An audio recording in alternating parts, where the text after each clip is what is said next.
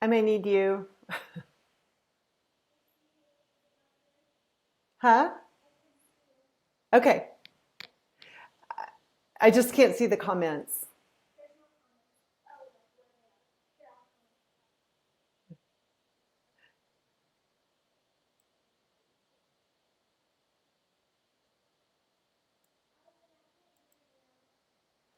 Because I'm not saying anything. Yay, we're experimenting with Facebook Live here. And I'm looking at my team in the other room, and we're good, and we're live. So let me just go ahead and pull something up here on the page. Great. Hi, Jane. I see that you're here. I'm so happy that you're here. We're here for Artist Statement Makeovers, the real life, real time makeover of the artist statements that were submitted to me in advance. Now, those of you who are hopping on, you probably have been maybe working on your artist statement since you've downloaded 4 fast fixes for your winning artist statement. And I asked for a number of you to, well, I asked everyone to submit their artist statement for a makeover. On this live show, you're really going to put me on the hot seat here. And as of the last time I looked, which was about an hour ago, I guess, there were 268 submissions. So don't worry, we're not going to get to all of them. So what I've done here is I started from the beginning, and I wanted to get a variety. And, I thought I'd like to reward people who sign up early. So I started from the ones that were submitted early and just went forward. And we'll get to as many of them as possible, but I don't want to keep you too long, right? Because you have art to make, you have a studio to run, you have a business to run. And so I imagine that we're probably going to go about 40, 45 minutes, something like that. Now, at the beginning of these Facebook Lives, they build the audience so people start coming. And because I hopped on early, we still have about 10 minutes to go. So I don't want to get to the meat of my content until that time. But I do want to see the comments that are being left on Facebook. Not a lot. Yeah, it's 3:49 and I already started. So for those of you who haven't done a Facebook Live before for yourself, this is why I hop on early. I hop on early because it takes Facebook a while to get people to your video. So if I started at right on the top of the hour, I would still have to wait a little bit for the audience to build. It's kind of hard to explain. I don't even get it. But I do know that it's helpful to hop on early, so that's why. But don't worry, if you're watching this later, you're not missing anything. If you are here early, or if you hop on in 10 minutes, you're not missing anything either, because I am going to repeat it, and I'm going to wait to do all the content until then. So Chris is here from Texas. June is here. Not sure where everyone's from. Maybe you could leave me a little note. And by the way, there's a little 30-second delay in the time by the time you type it in and the time I see it. So Lisa's calling from New York.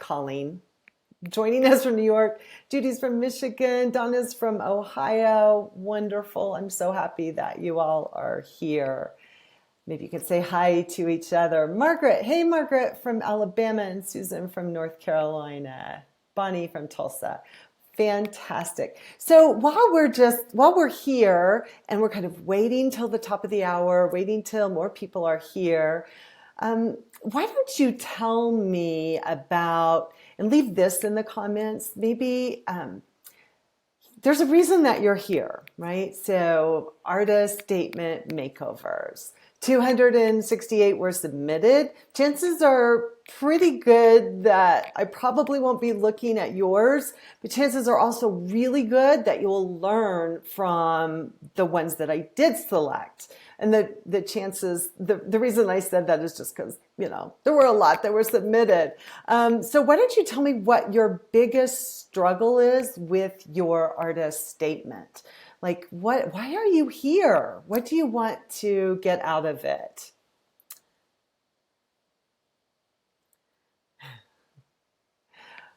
Hi, Debbie Williams. Debbie Williams is being Art Biz Coach for this time. Debbie's one of my associate coaches at Art Biz Coach. She also has admin privileges. So she might be able to respond to some of your questions. I'm putting her totally on the spot as me during this call. My team is signed on as me, so just FYI. So Betty says, Betty and Lursa both say, I don't want to sound art speaky. And then how much personal content do you include? How to make it more engaging for the reader? Awesome. Putting deep feelings into words is sometimes really hard. Oh my goodness, is it ever? It's especially hard when you try to do it at the last minute, when you're forced, which is often, let's be honest, right? It's often when it happens because you have some kind of deadline and your artist statement is due, and you've all of a sudden have to be very profound, and you haven't given yourself enough time. That makes it really hard. How to stand out in the grant crowd. So Catherine, that a good artist statement comes in handy when you are applying for grants. Ditto. Okay. How to invite and inspire engagement with the work. Excellent. I hope that I can give you some good examples of that. I'm trying to keep it short. My statement sounds like a bullet list. Is it saying anything? Peggy says. Jane says, I struggle to sound professional, but approachable and engaging at the same time. Right. So there's the artist statement that is on the walls at upscale galleries that you kind of don't understand, or might be in the local art center and they didn't have an editor. And you just, it sounds like art speak. It does sound like art speak. And nobody knows what it is, but it looks like everyone else's. And then there's the one that really says something and comes from the heart. There are times when you might need both, although I contend that it's really helpful if people know what the heck it says. So if it sounds too art speaky, it doesn't appeal to anyone. Kelly, no, you can't still send one in. I'm so sorry. I did get 268, and so I had to, as I said a little bit earlier on the call, and we're live, but I'm not going over the content just yet. I had 268 submissions, and I just started at the beginning because I like to reward those who show up early to things, and I just from the submissions, I just started from the beginning and tried to get a variety. I will say that men are unrepresented. It doesn't mean there weren't any men that submitted. It just means they were later on. And anyway, I didn't get to them, but there weren't very many of them. So for those guys out there who submitted their statement, thank you so much. Really appreciate it. It just happened that you were lower in the list according to how I looked at them. So that's why you're not on the list. But other than that, there's a good variety. Sarah says, what do private collectors want to know about the art and the artist? Good question. What I have found, and this is kind of off, this is not part of the content that I had planned, but collectors, anyone who's interested in art wants to know about you, the artist you are, the life you lead as an artist, because that is something that's so foreign to them.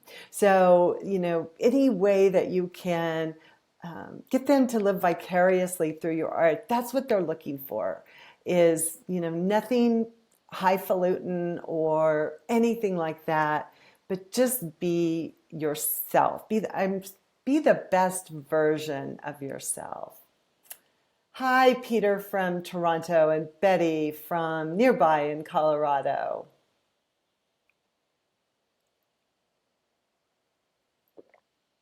Wonderful. So everyone we're going to start in about 3 minutes, and everyone's kind of sharing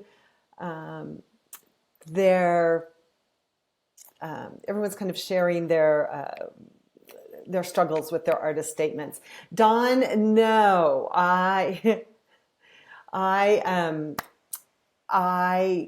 sorry, I lost your question now. No, I did not start early. I'm just chatting with everyone. I'm not going to start the content till the top of the hour.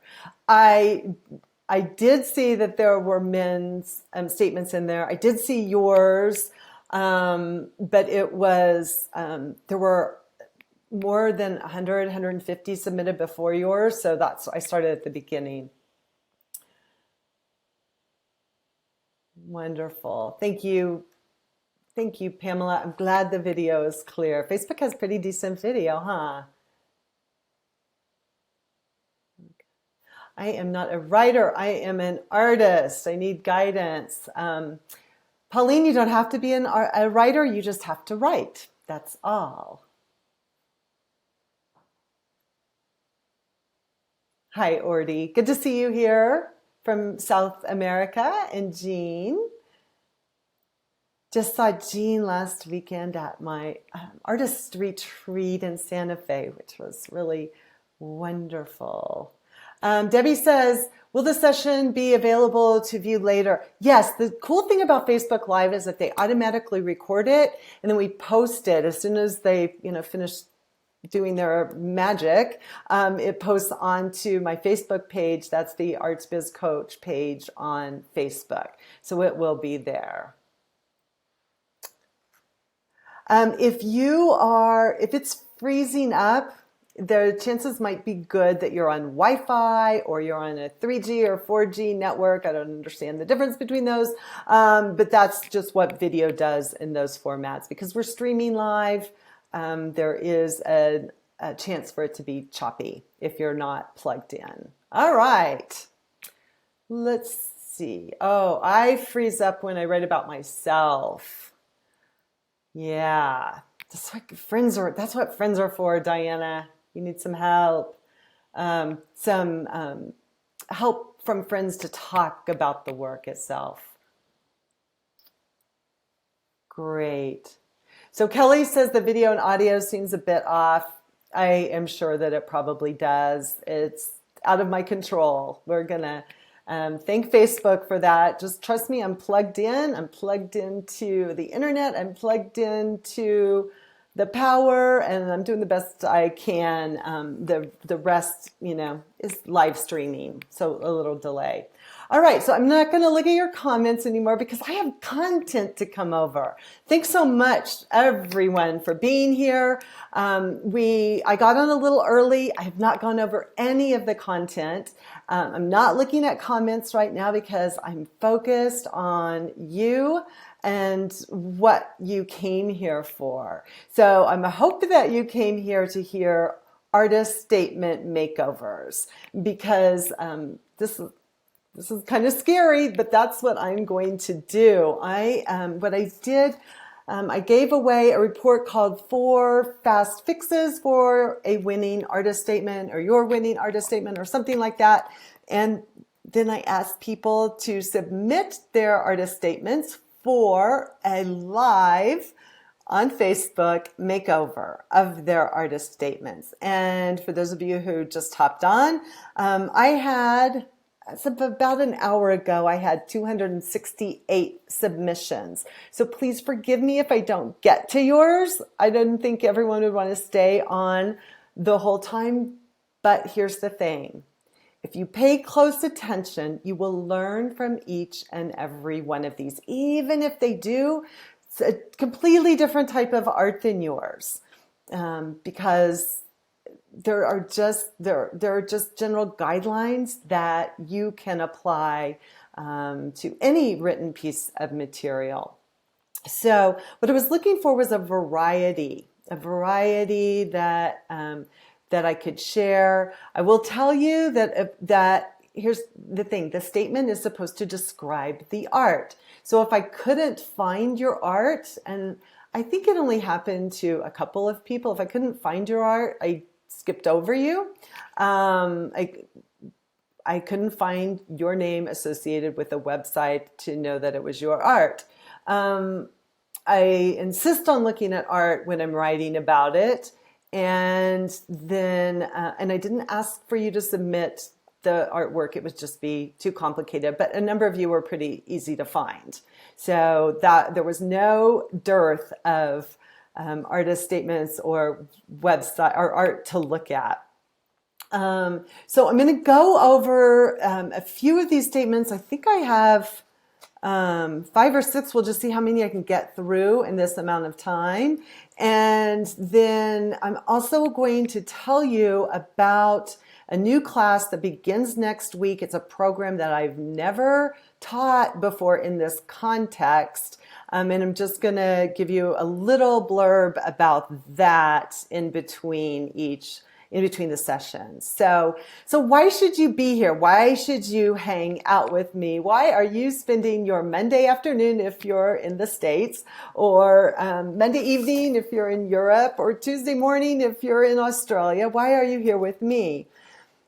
And the reason that we're here is because being articulate about your work is so critical if you want to attain a high level of success. If you want to talk to gallerists, curators, if you want to apply for grants, the right words will help you sell your work, and they'll also help others connect with your work and to understand it better.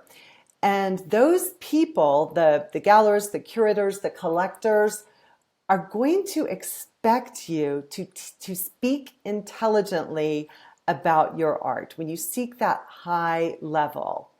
And you can't speak intelligently if you haven't thought about it. And the process of writing your statement, and it is a process. It doesn't just come down. It's not divinely granted to you, but it's a process of coming up with the right words for your statement will help you speak intelligently. Okay, so this is one of the many qualities that make you more magnetic than other artists. So for those of you who don't know me, I'm Allison Stanfield. I started Art Biz Coach in 2002. Before that, I served for 10 years as a museum curator and educator. And it was in those roles, that was a long time ago, but it informs everything that I do. Well, at least this part of what I do. But it was in those roles where I learned how people connect with art, how they look at art, how they appreciate it, how they react to it, how they engage with it.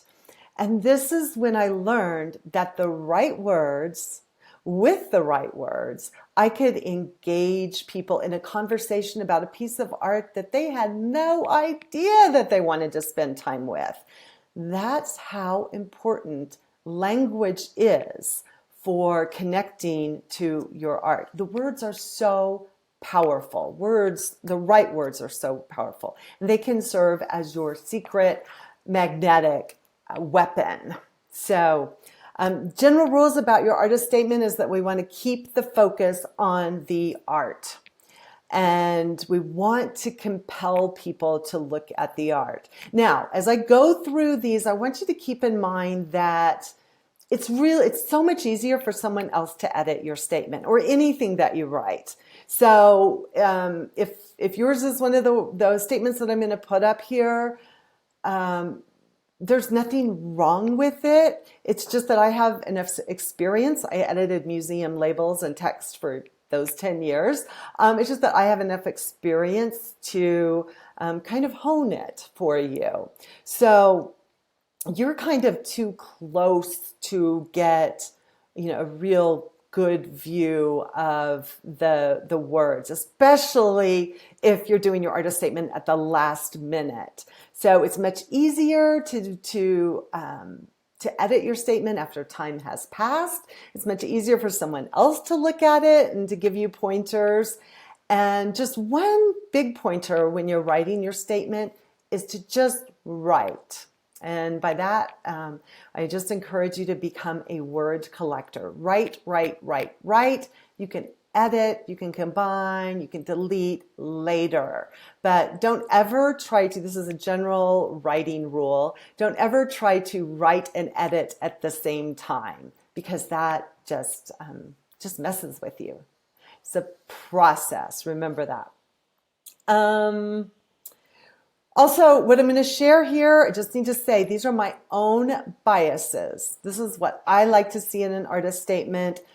Someone else may tell you something else. The instructions on your exhibition submission or your grant submission may ask you to write it a different way. Please follow those directions. Don't use me as a reason not to follow directions. But in general, let me share these with you. Okay. So if you're ready, I made these into slides because I thought it would be a little easier for you to see. So first up, because then you can remember.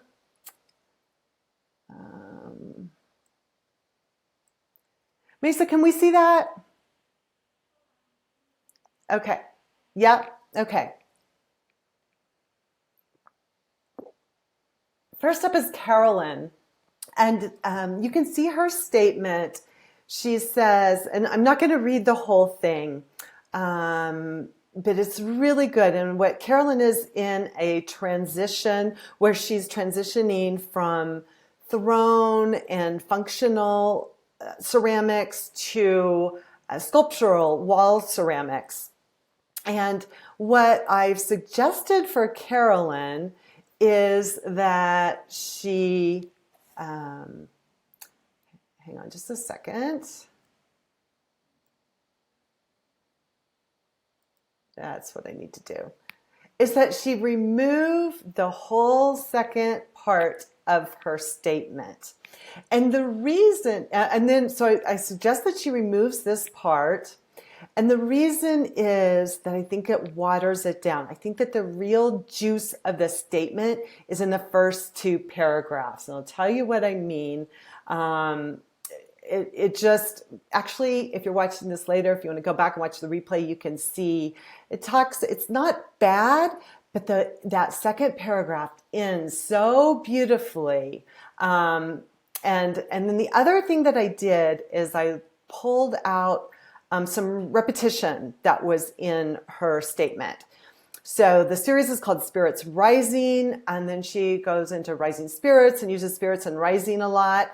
I think, I can't think of, Carolyn, if you're watching, only you know if there's a better word for spirits, but I do think there are additional words for rising. So I'm going to suggest some of those. And also to remove the casual ampersand that's in here.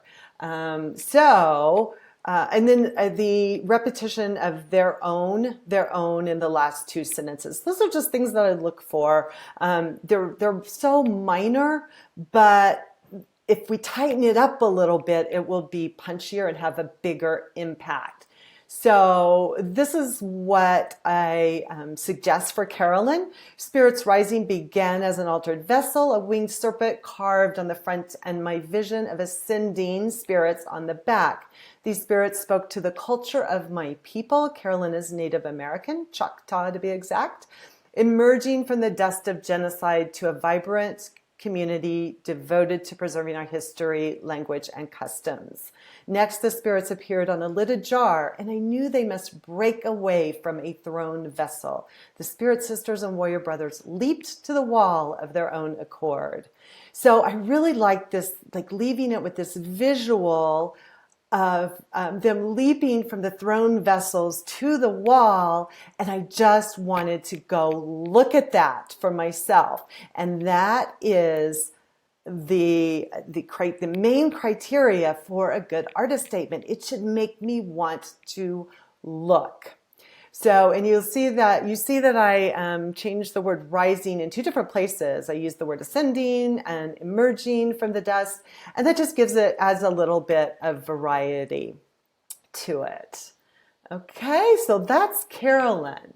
Then there is Sandra, and Sandra has, and after I do this one, I will tell you a little bit about the new class, and then I will look at any comments that are up.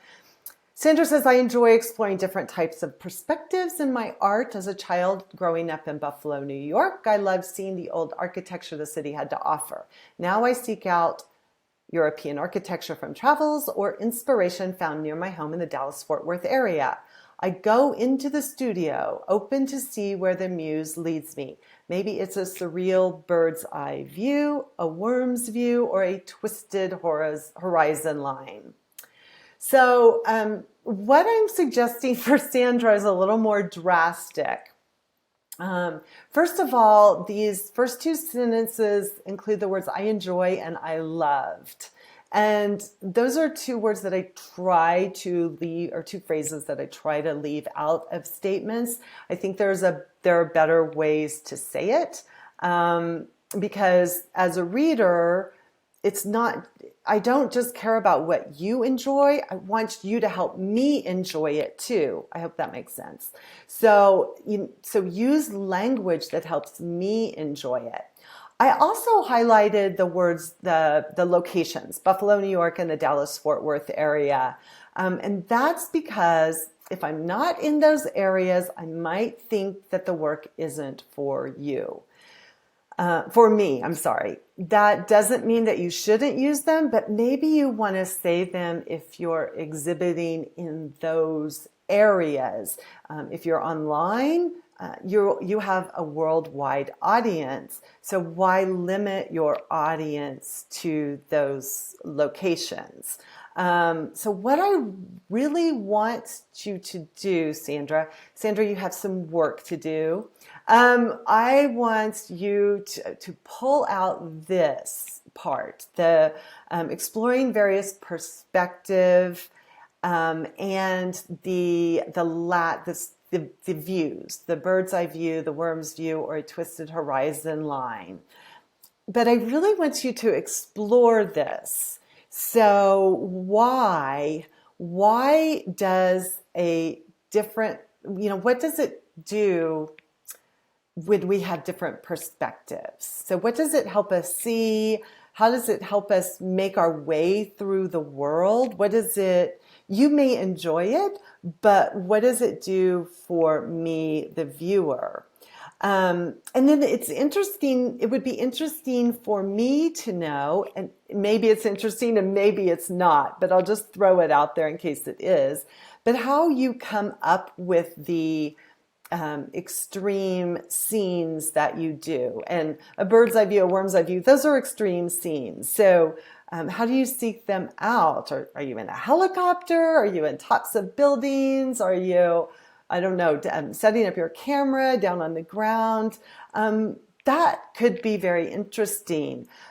But I love architecture too. And I love paintings and photography of architecture. So what I'm curious and would like for you to explore is there's a lot of details in city architecture. So there's lines, there's textures, there might be patterns, and there might be decorations. There might be decorative elements. You used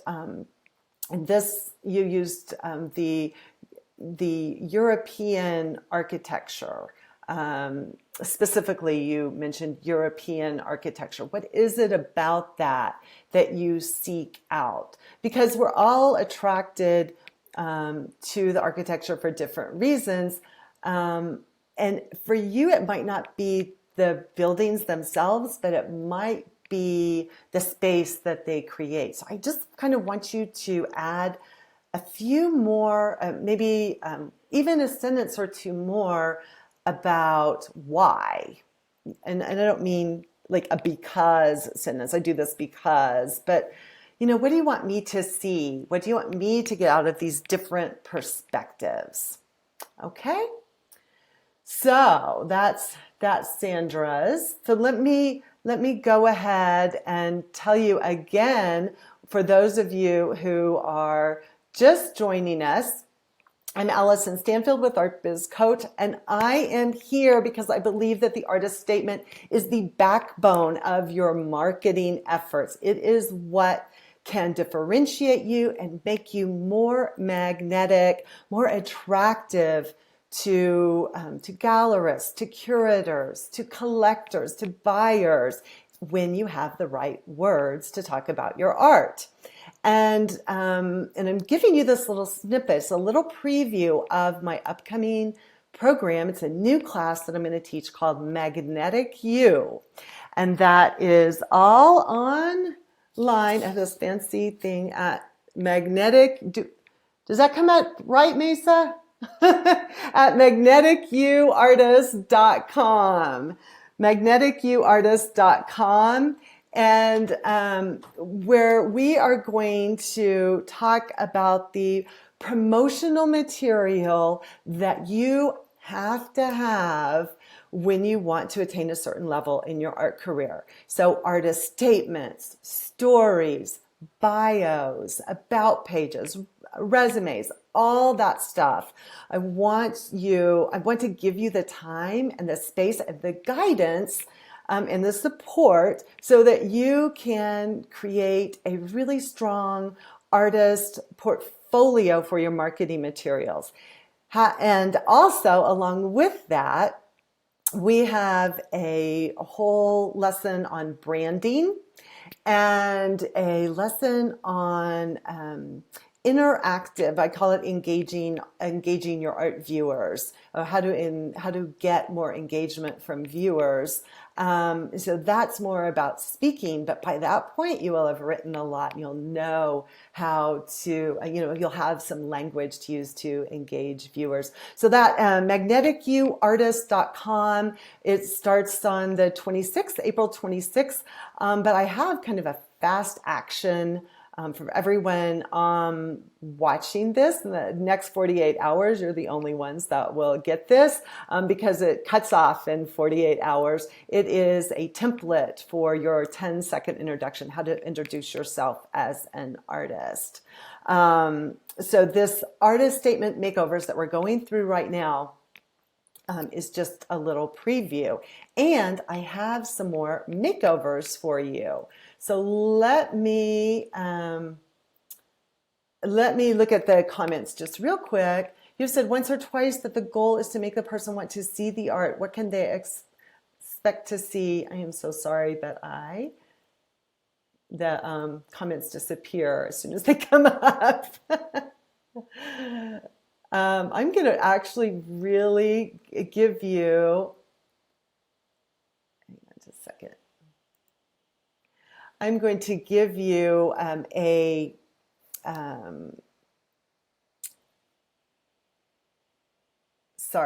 going to give you suggestions for, you'll see what people can look at. So for instance, in Carolyn's, and I see Carolyn here, great, she outed herself. I said I would only use first names and I only use first names. But for Carolyn's, seeing the figures jump off of the vessels and onto the wall, you would look for that. It's going to be different for everyone. It's working. Should we, Jan says, should we leave out references to locals, not from here to here, but from locales, I think. Gnarly wood to winds. I'm sorry, I don't understand that. I'll try to figure it out later. Okay. Mary, yes, this is being recorded and you can look at it later. Terry Lynn, the Spirits Rising was specific to a specific body of work, not one single piece. So it was a body of work, not a single piece. However, you could have an artist statement for every single piece that you ever make. And that would be marvelous. I know that makes you cringe probably to think about it, but just imagine if you had a story for every piece that you made. That would be wonderful, really wonderful. Okay, let's see. Some of you are saying it's not working, but I think most everyone is okay. So let's get on to another statement. And I'm going to take a little sip of water real quick.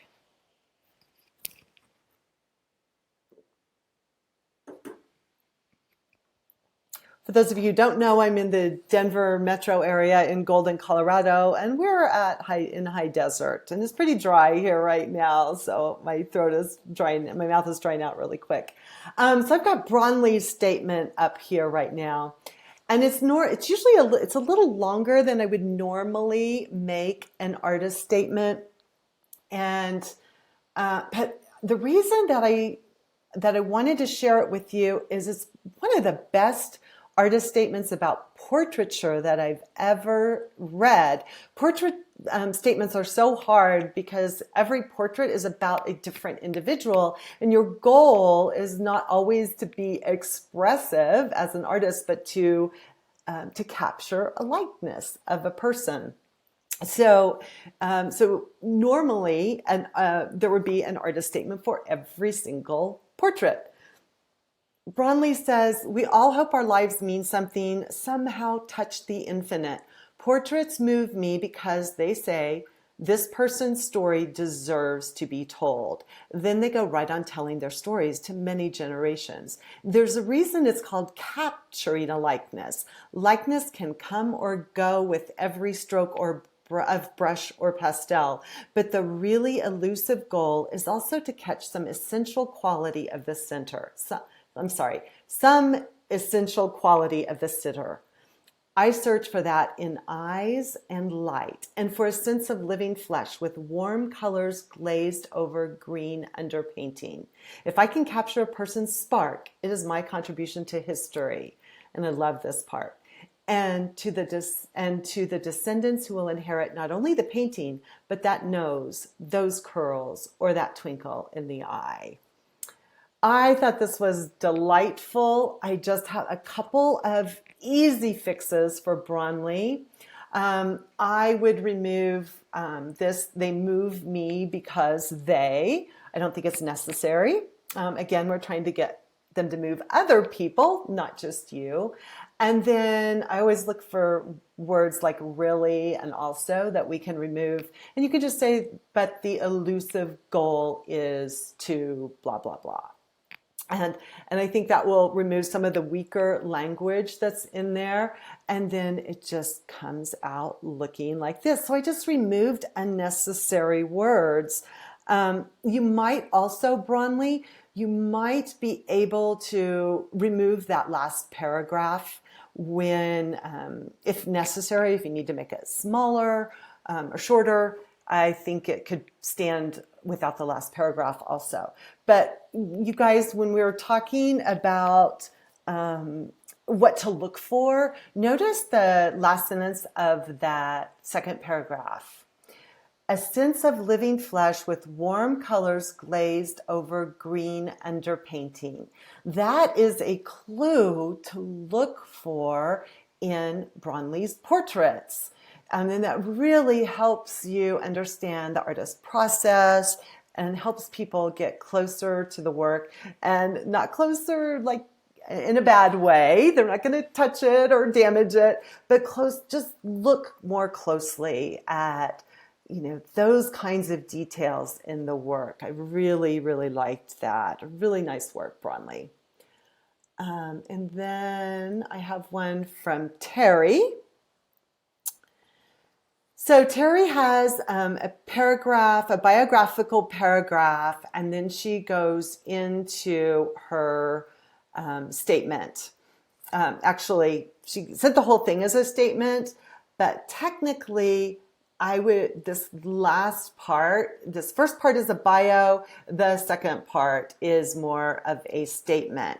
A lot of people who submitted their statements, I'm going to guess over half of you had a bio as part of your statement. Now, it doesn't mean that someone somewhere won't ask you to combine your statement and bio. But when someone just asks for a statement, it's about the current direction of your art. The bio is for your bio, your about page, what have you. So keep your statement focused on the art. So I'm going to take that second paragraph and encourage you, Terry, to turn that into a statement. And remember, a statement is a statement. It is in the first person. So if it's like about Terry's art, then you would have it in the third person. But if it's the statement, it's in the first person. And I just pulled this out because I'm going to ask you, like I asked Sandra, to do a little bit more work. So I'd like for you to pull that last paragraph out, and this sentence, my art spotlights things that others might not notice while also incorporating a strong sense of story. But this second paragraph is so loaded. It's got so much in it. Omnipresence of surveillance in our world, the real and illusory ways humans and other creatures protect themselves, the glorious indulgences of paranoia. I love that phrase. And the mysteries of discarded grocery lists and other scribbled notes. There is so much in there. It's a little overwhelming. So I'm still kind of wondering what your work is about. And because I went and looked at it and now know it, I kind of think that you're missing an opportunity, because I do believe that animals play a big part in your work. And I'd like to see you take each of these items on the list that you have in that second paragraph and dig deeper into the animals that you use, metaphorically, for the exploration, for exploring surveillance in the world. How do you use your subject matter to do this? And I think that this has so much potential to be extremely magnetic, because there's this high level of intrigue involved in it. I really want to see it. I really want to see the work after reading this, but I also don't know how to find these things in your work, if that makes sense. So how do I look at the work in order to find the glorious indulgences of paranoia? What do you want me to search for? What are my clues that I'm going to look for? So take that and just kind of here's the thing. It's not going to happen all at once. It's going to happen over time. And so just start journaling about that. And maybe even it might be helpful to come up with that, because each drawing or painting has a strong sense of story. You may need story with each artwork, and that in itself would be wonderful.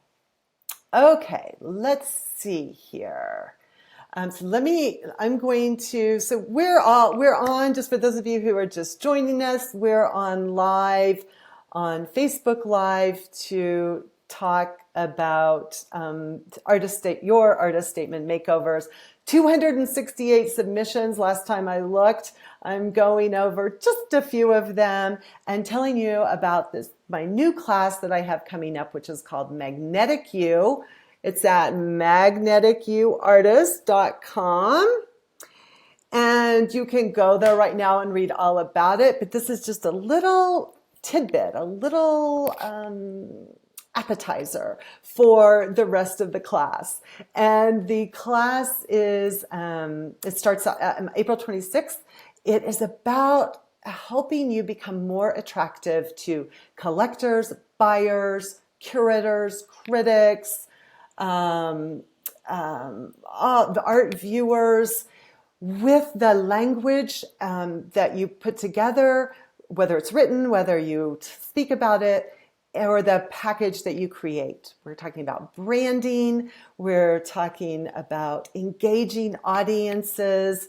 So really trying to give you the time and space to come up with this language to help you promote your art and really be more confident in the image that you project to the world. And that's at magneticuartist.com. We have a little bit of a bonus for everyone who signs up by the end of the day on April 19th, and that is a template for your 10-second introduction, introducing yourself as an artist. For those of you who act quickly, magneticuartist.com.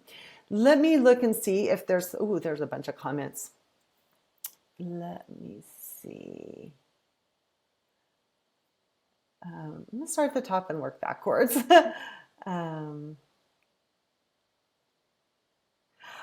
Daniel says, how does one address, and Fiona, how does one address multiple subject matters or multiple styles in a statement that is not for a show or a specific work? I think you need multiple statements for multiple bodies of work. And the reason is when you try to put them all in one thing, unless you have a clear, coherent vision across, the media doesn't matter. It's usually the style or subject matter that might make a difference. When you try to mush them all together, it becomes mushy. And so I really suggest that you have multiple artist statements. It ends up not saying anything when you try to say too much.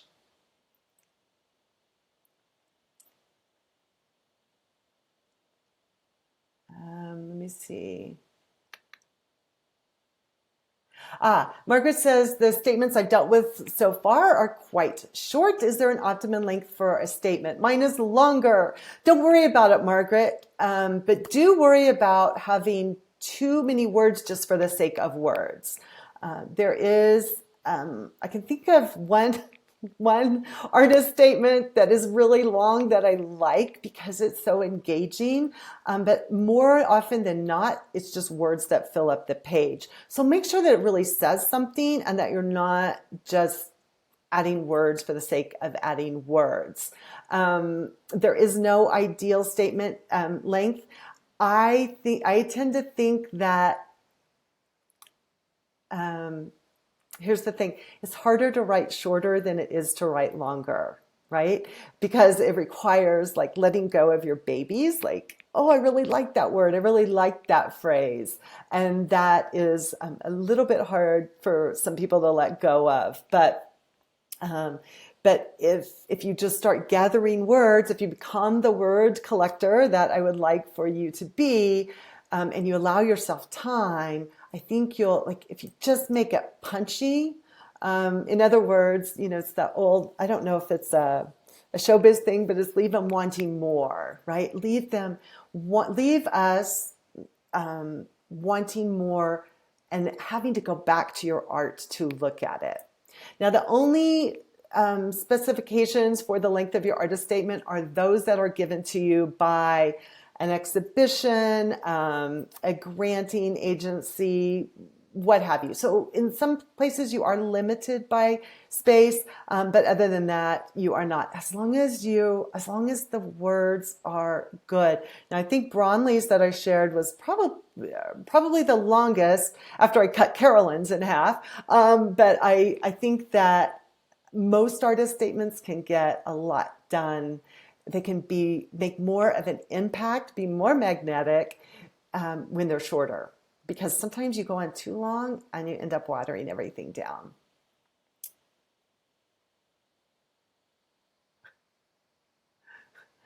Eileen doesn't want me to call you guys. So sorry, it's a cultural thing. Sorry.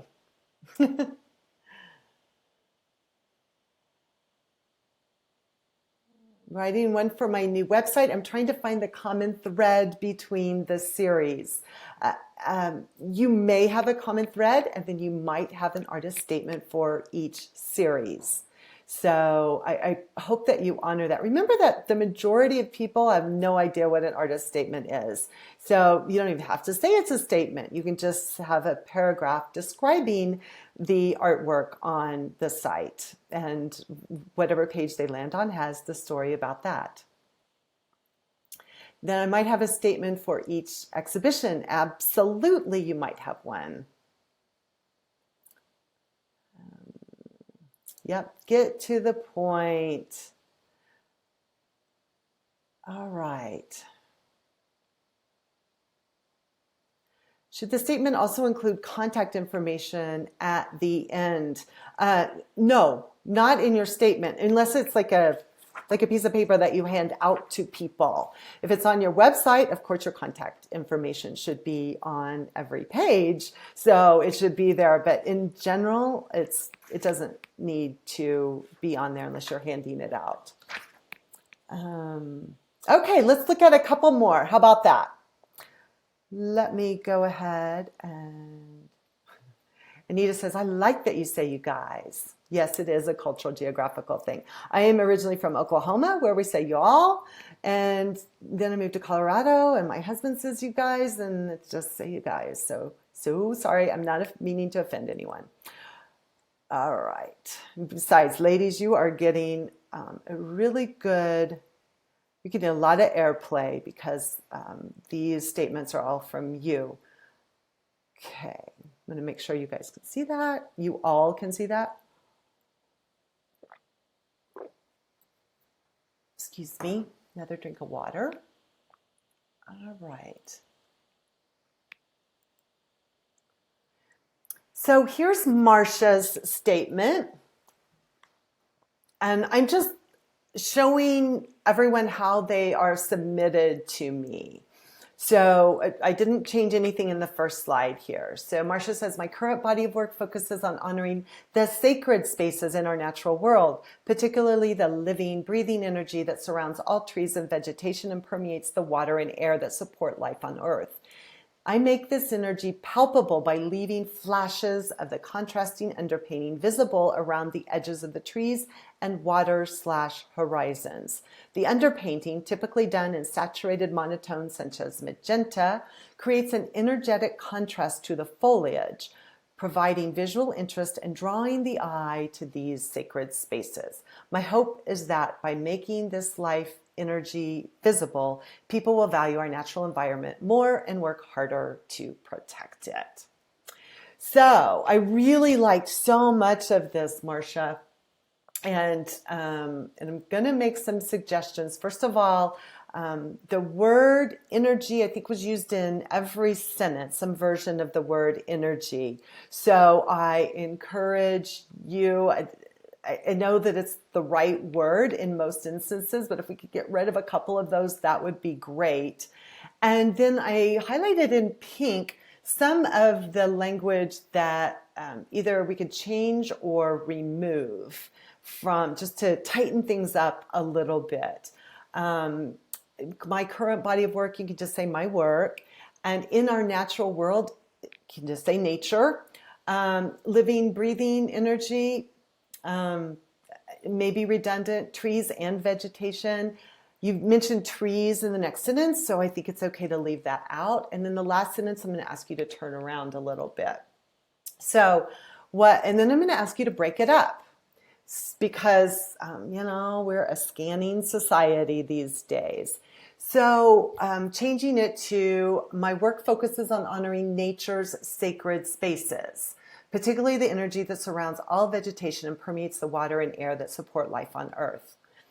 I make this energy palpable by leaving flashes of the contrasting underpainting visible around the edges of the trees and water/horizons. I'm not really sure what water/horizons is. I think I might find a better way to rephrase that because I didn't know if it meant water horizons or water and landscapes. So I might find a better way to rephrase that and get the slash is a little casual for a formal document like an artist statement. The underpainting, typically done in saturated monotones such as magenta, creates a dynamic, so I changed energetic there to get rid of one of the energy, contrast to the foliage, drawing the eye to these sacred spaces. And then I switched around that last sentence. I don't know if you guys remember the last sentence, but it said, my hope is by making this life energy visible, people will value our natural environment more and work harder to protect it. And so I think that by just making it visible, people aren't automatically going to work harder to protect it. So I kind of flip that around, and my hope is that people will value our natural environment more and work harder to protect it when they notice this life energy. It's a little picky thing, but I think it changes the meaning of the sentence, and I think it's more in line with what you intended, if I may be so bold as to say that. So I just tightened it up a little bit. What I love about this is it makes me want to go look at that life energy, the underpainting around the trees, the contrast to the foliage, having my eye go to those sacred spaces. Really enjoyed reading about that, and then of course finding it on your site when I went to look at it. So thank you, Marcia. Good work. And then I have a final one, and then I'm happy to look at your questions and comments and answer any questions that you may have. Monica has written this in the third person, which we've already learned, change it to the first person, but began her career in 2011, creating art her entire life, in addition to blah, blah, blah, blah, blah. Well, I'm just going to, and I don't mean to diminish it, but I'm just going to jump to my suggestion, which is to eliminate all of this, because that's kind of biographical information. Again, don't really care that you have a love affair with abstract art. I want you to make me fall in love with your abstract art. So I pulled out what I thought was the most interesting sentence here, and that is while you said, while working mostly with a palette knife, it provides her many opportunities for experimenting with new color combinations and design. So I kind of changed this to say, the sharp edge and flat bed of the palette knife provides many opportunities for experimenting with color combinations and designs. However, I don't want you to leave it at that. Like the Sandra before you and Terry, I'd like for you to explore again color combinations and design. So if this is indeed your focus, the palette knife, because it's the only clue that you gave me to looking at your art. So if this is indeed your focus, what color combinations do you want me to see, to look for?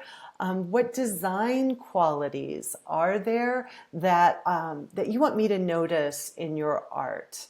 And I think that a couple more sentences on here might be really nice and helpful. Anything that will make me go, oh, wow, I want to go see that. I want to look deeper and witness it for myself. Okay, so there we go. Let me go ahead and let me take another sip of water.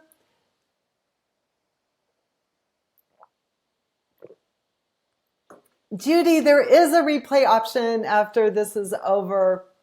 This will be on my Facebook page ASAP after this is over, and you will get an email with the replay link. Yes, exactly.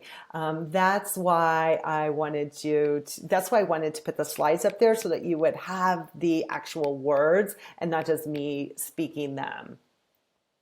Remember, everyone, that this is a preview of my upcoming class. It's called Magnetic You. It's at magneticyouartist.com. And it is all about the image that you project to the world. The artist statement is the backbone of all of your marketing. It wants you, I was just let me tell you a story, secret between you and me. I just had a gallerist come and talk to a room full of my clients in Santa Fe. And she was asked, what can we do to be more attractive to galleries? And she said, the first thing out of her mouth was, be articulate. I could not have paid her to do that. I was cheering because I've always said that as a former museum curator and educator. I know how important those words are. And she was saying it as a gallerist. It's not that the artist statement matters that much, but the process of writing your statement will help you come up with the language for promoting your art, for sharing it with curators and collectors. It will build your confidence and people will go, oh, she really knows her stuff. And that's what we do in Magnetic You. We work on your statement, your bio, your about page, your stories. And yes, you will have to do writing. And it doesn't mean you're a writer. It just means you write. You're going to collect words that you can use to promote your art. And then you'll have this system for using them at any time in your career when you create a new body of work. You will also go over branding and your marketing materials, and we'll look at the conversations that you can have with people to engage them with your art, whether they're art viewers or whether they're online. So that's all at magneticyouartist.com. It starts April 26th. I was going to say January. Boom, I don't know where that came from. April 26th. We do have a fast action bonus. If you sign up by the end of the day on April 19th, you receive a template for developing your 10-second introduction, the introduction that you use to introduce yourself as an artist to people. So that's all at magneticyouartist.com. Let me see if I have a couple of questions. How interactive is the class that you offer? How much time should I set aside to work on the homework daily, weekly? Oh, Magdalena, I love that question. There are two different questions. How interactive is it? So one of we interact, all of the lessons are delivered in a live format webinar, not on Facebook Live, but in a webinar format with slides, examples, and so forth. Then we have, at the end of the webinar, we have Q&A time. And so I stay on until I've answered all the questions, pretty much. And then we have a Facebook group where I am active every single day. So that's how interactive it is. The other thing that I'm doing in this class is I'm encouraging you to trade writing with other people in the class. And that's super easily done on the Facebook group. So that you can just say, hey, does anyone want to trade statements with me, and get some feedback that way. The other part of your question, how much time should I set aside to work on the homework? You've heard of time expanding, right? I guess that's Einstein time. So you will, if you give yourself 3 hours, it's going to take 3 hours. If you give yourself an hour a day, it will take an hour a day.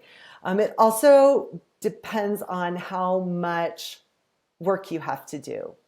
So if you have no statement whatsoever, or if you have a terrible statement that's 5 years old, and that's something I haven't even mentioned, is that you, as your work matures, your statement should be constantly evolving, because the words you use today should be different from the words you used 4 years ago, because hopefully your art has also evolved with it. So if you're still using a statement that has nothing to do with your art right now, you might have a little more work to do. And there are all kinds of directions you can go if you choose to explore it. Make it, say, an hour a day, but don't hold me to that, because it's going to be different for everyone.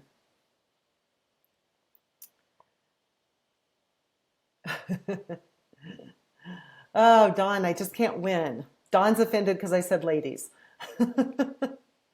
um,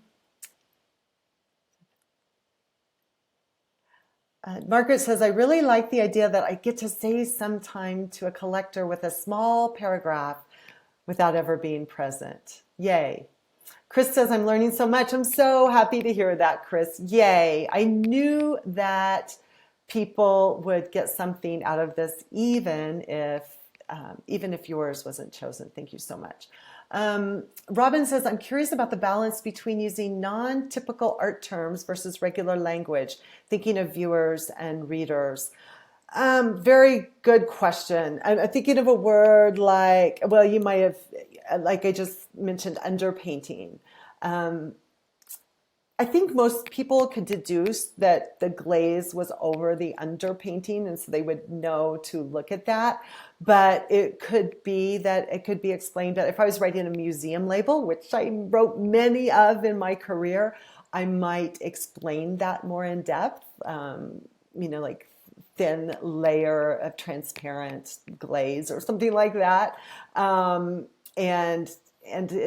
it's possible, but it's also possible that you can use those words without dumbing them down. And people could, if you write it the correct way, people can still get a lot out of it. So I guess we can't assume, and we just have to think of our audience, and it might change. So what you have on your website or what you have for a grant application might be different from what you have on the wall of an exhibition.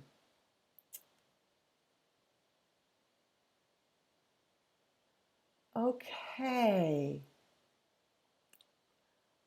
I'm not seeing any more questions. What I really remember that you can go back and watch this.